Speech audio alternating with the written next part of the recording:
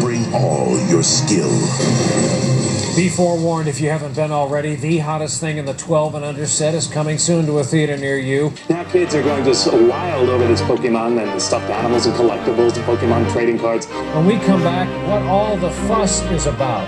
Pokemon is an undeniable obsession with children across the country. Some experts say the entire Pokemon phenomenon is the enemy. But that psychiatrist who had that quote last, that how bad Pokemon is, I guarantee you these people haven't seen any of the cartoons and they have no concept of it. It's really, I think, an okay thing for the kids because they learn to save their allowance, to budget for it, and they learn to trade and be kind of reasonable. Just how long will this fad last? Retailers hope well into the holiday shopping season. Colleen Dominguez, NBC News, Los Angeles. Well, I hate to tell you this, Colleen. It's 2021, and we're still here.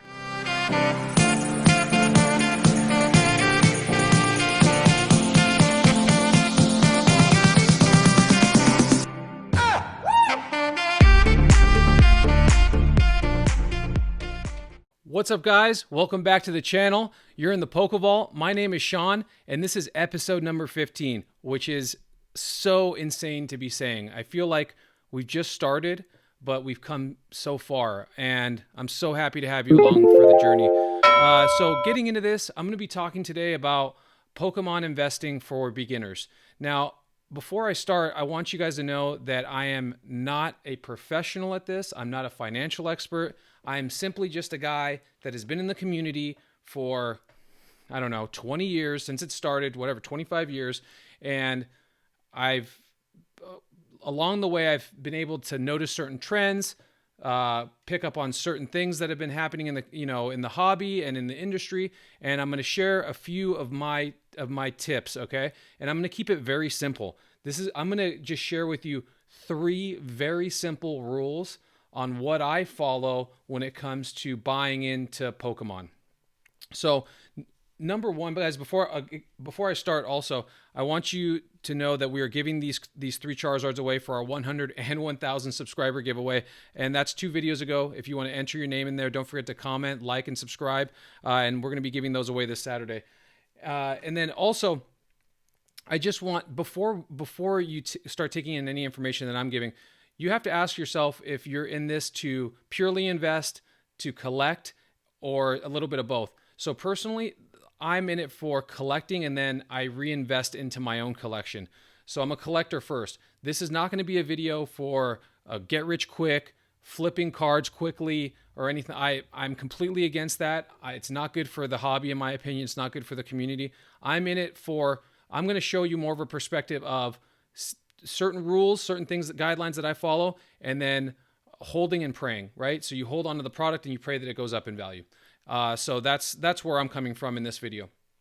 Getting into it, the first thing I'm going to talk about are booster packs. So rule number 1, when it comes to booster packs, it's always a safe buy to buy a booster pack between $5 and $7, okay? That is always a safe number. And why I say that is because usually these packs are not going to go beneath that number. Another thing you have to ask yourself when it comes to buying Pokemon or sets, buying into sets, I should say, is there a chase card? Are there multiple chase cards?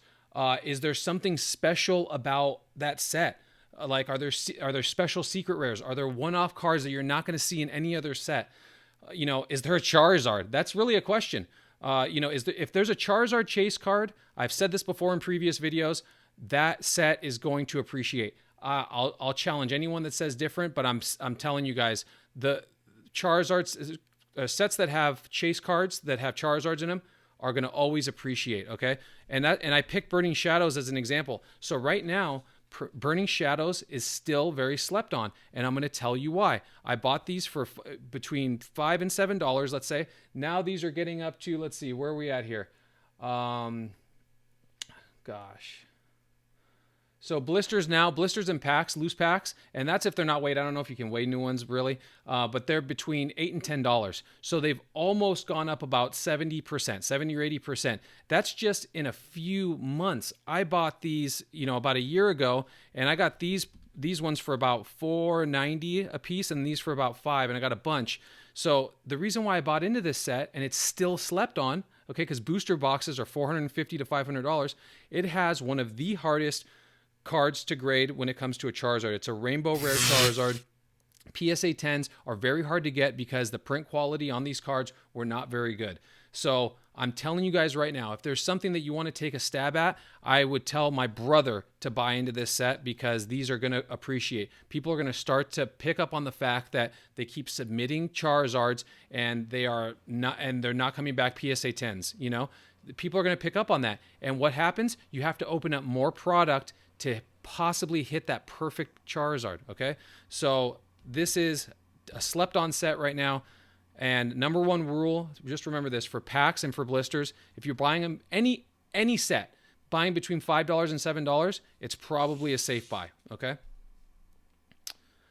All right, moving on to the next one, we're going to talk in a very general way about booster boxes, okay? I picked out Evolutions specifically, and it's obviously the exception right now, right? Because Evolutions is blowing up, but Evolutions right now, guys, is 10 times what it started at. So what I mean by that is this box was $90 all day for a long time, okay?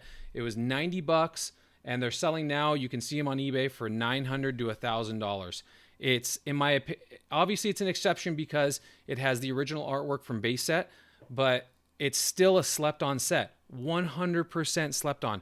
I'm still getting into this. And like I mentioned in previous videos, there's different ways to get into certain sets. Maybe you don't want to buy a booster box, but you can find blister packs of Evolution for less, or you can find collection boxes that have Evolutions for less because people aren't really it doesn't come with the premium of a booster box.